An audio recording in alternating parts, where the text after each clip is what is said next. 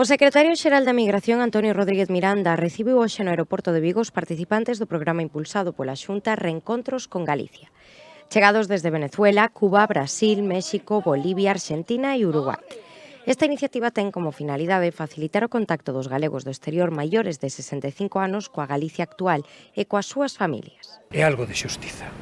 Como non vamos axudarlle a vir esa nosa xente que se marchou hai tantos anos, que cruzou o Atlántico, algúns levan máis de 75 anos sin poder volver á terra na que naceron, a veces por dificultades económicas, outras por circunstancias familiares, laborales, etc. Estamos facendo un acto de xusticia. Este programa leva 36 anos desenvolvéndose.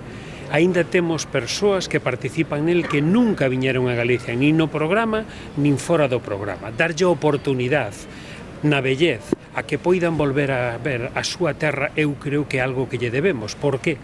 Porque eles nunca esquecen a súa terra. Entre os participantes destaca un galego de 100 anos residente en Cuba, que regresa á súa terra natal tras décadas no exterior.